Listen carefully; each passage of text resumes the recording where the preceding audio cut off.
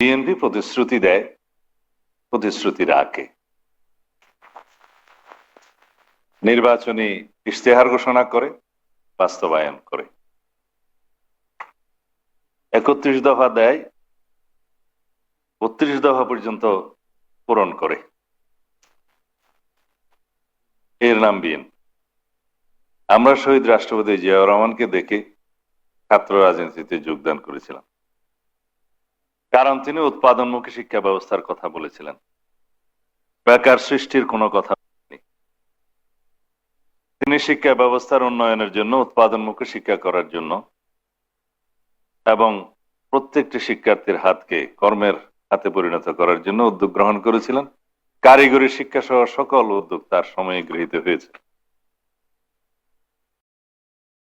সাক্ষরতার হার বৃদ্ধির জন্য তিনি গণশিক্ষা শুরু করেছিলেন।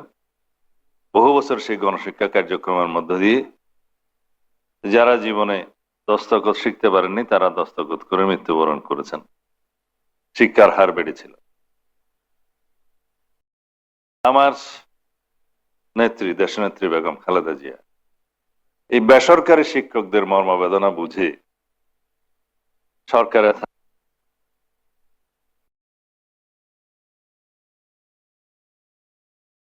বুঝে তাদের জন্য অবসরকালীন এই ভাতার প্রচলন করেন। শিক্ষক কল্যাণ ট্রাস্ট তো আছেই।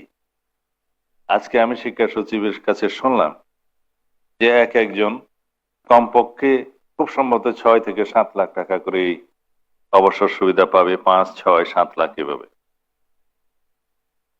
এটা একজন দরিদ্র স্কুল শিক্ষকের জন্য, যিনি গ্রামে বসে আছেন, সেটা অনেক বেশি মাইনে রাখে। এবং বাড়িতে বসে ব্যাংক অ্যাকাউন্টে ইভাইস প্লাস প্লাসে ডিজিটালাইজ পদ্ধতিতে তার টাকা তার ব্যাংক অ্যাকাউন্টে ঢুকছে। 1 টাকাও কোথাও উৎকুচ দিতে হবে না। আপনি বাস্তবায়ন করেছেন। অনেকে গতকালকে বলছে আগামী 2 দিন পর তো সরকারের 180 দিন পূর্ণ হবে, আপনারা কি কি বাস্তবায়ন করেছেন এগুলো দেখে যান বাস্তবায়ন। এটা আমাদের ইশতেহারে ছিল না। এটা 32 নম্বর।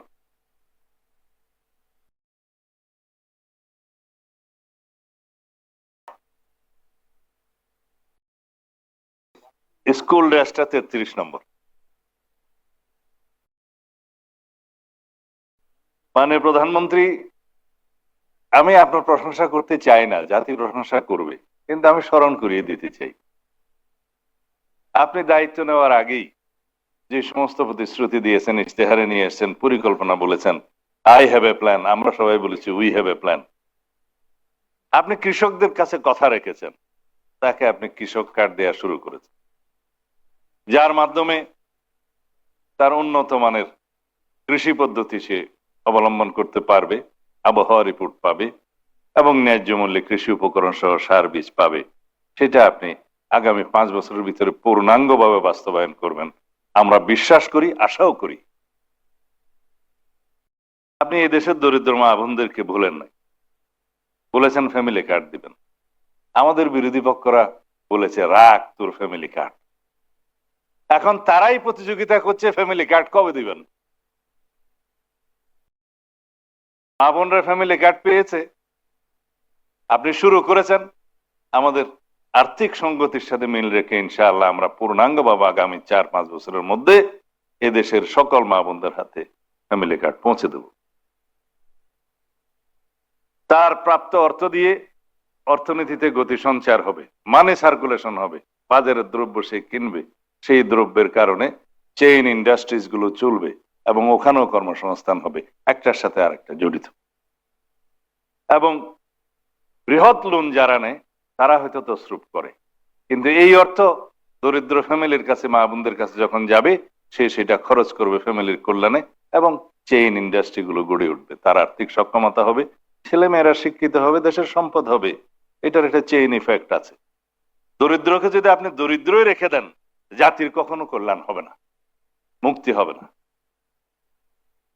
আপনি দরিদ্র ইমাম মুয়াজ্জিমদের কথা রেখেছেন এবং অন্যান্য ধর্মাবলম্বীদের উপাসনালয়ের সমস্ত কর্তাদেরকে, পুরোহিতদেরকে ক্ষেত্রমতে সেবায়েতদেরকে সবাইকে আপনি সম্মানিত করেছেন, রাষ্ট্রীয় ভাতা দিয়েছেন।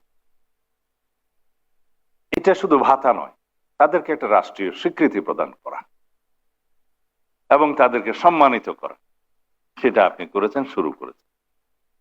দেশের এমন কোন অঙ্গন নাই, ক্রীড়াবিদ, সংস্কৃতিজীবী সকলের কাছে আপনি আপনার প্রতিশ্রুতি পৌঁছে দিয়েছেন, রক্ষা করেছেন, কথা বলেছেন এবং পর্যায়ক্রমে তাদের সকলকে আপনার সেই কর্মসূচির ভিতরে নিয়ে আসবেন, যারা তাদের জীবনের একটা স্বীকৃতি পাবে, মূল্যায়ন পাবে। অর্থ বড় কথা নয়। এভাবে পরিবেশ প্রতিবেশ সংরক্ষণের জন্য, দেশের কৃষি উন্নয়নের জন্য, কৃষি উৎপাদন বাড়ানোর জন্য, মৎস্য উৎপাদন বাড়ানোর জন্য, লাইভ স্টক বাড়ানোর জন্য, প্রতিবেশ পরিবেশ সংরক্ষণ করার জন্য খাল খননের মধ্য দিয়ে এবং বৃক্ষরোপণের মধ্য দিয়ে আপনি যে কর্মসূচি শুরু করেছেন, সেটা বাংলাদেশকে একটা সাস্টেইনেবল ডেভেলপমেন্টের দিকে নিয়ে যাবে। এটা শুধু আমরা বিশ্বাস করি না, এটা আমরা জানি, সেটা আপনি প্রতিপালন করবেন এবং দেশের মানুষ সেটা বিশ্বাস করে।